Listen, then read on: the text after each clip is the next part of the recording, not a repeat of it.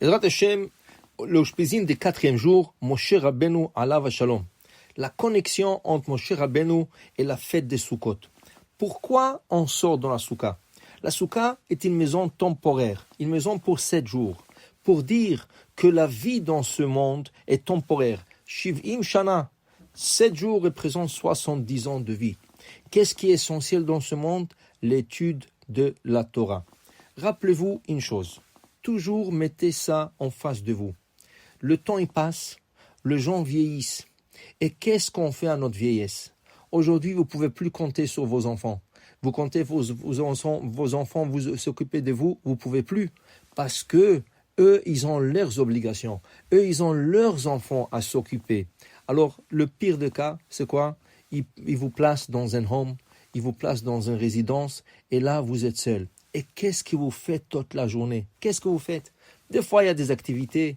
Des fois, vous êtes trop fatigué. Et comme ça, vous terminez toute une vie pleine de vie, des voyages, de travail, de choses que vous avez fait. Et comme ça, vous terminez 10, 15, 20 ans, 30 ans, qui sait combien, dans une résidence. Mais la Mishnah dans Pirkei Avot dit la chose suivante. Zikne tamidei chachamim. Ceux qui apprennent la Torah, plus qu'ils vieillissent, plus qu'ils s'assagissent, plus que la chokhma pénètre. Alors pour dire que quand on s'habitue à étudier la Torah, on ne s'arrête jamais, on continue à étudier. Et pas seulement dans ce monde, même après 120 ans, quand une personne arrive au Olam Haba, qu'est-ce qu'il y a dans l'Olam Haba? Il n'y a pas de plaisir, on ne peut rien acheter avec de l'argent. Qu'est-ce qu'il y a? Il y a tzadikim yoshvim va'atarot beroshem, des tzadikim assis avec des couronnes sur leur tête, en train d'étudier dans différentes yeshivot.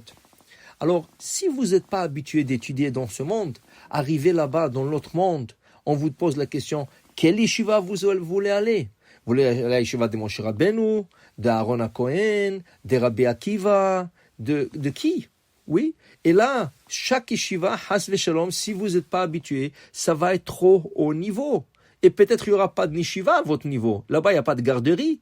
Là-bas, il faut avoir un minimum des enseignements de base. Il faut étudier. Il faut absolument étudier et il faut commencer dans ce monde bas. Et c'est ça qu'il faut comprendre. Le Shpizin de Moshe Rabbeinu alav shalom pour nous dire que ce monde, c'est un monde de futilité.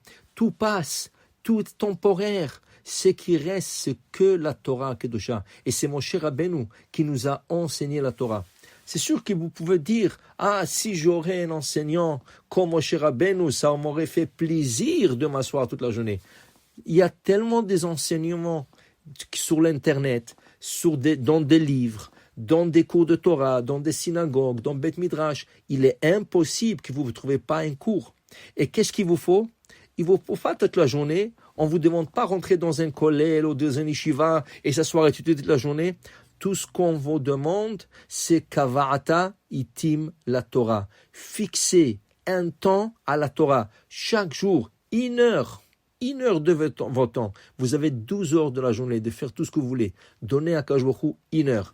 Vous ne pouvez pas 1 demi-heure. Mais chaque jour, sans faute, cette 1 demi-heure ou cette 1 heure, vous allez étudier. Et si vous demandez quoi étudier, je vous suggère d'essayer d'apprendre le Talmud, la Gemara. Aujourd'hui, vous avez l'édition ArtScroll qui ont fait un travail extraordinaire.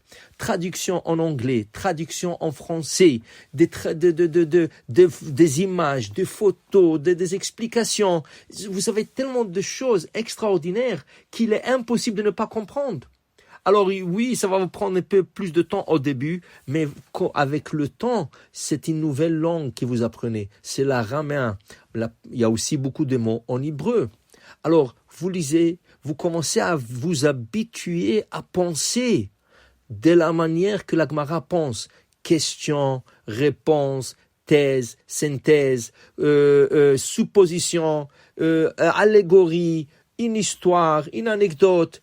Et petit à petit, vous faites travailler votre cerveau et vous ne laissez pas votre cerveau vieillir. Et c'est ça qui va vous garder à la vieillesse, éveillé Et B'ezrat Hashem, vous pourrez vous-même étudier dans ce monde et continuer vos études dans le monde futur. Et B'ezrat Hashem, on pourra tous voir Moshe Rabbeinu et assister à ces cours et comprendre ce cours de Torah magnifique.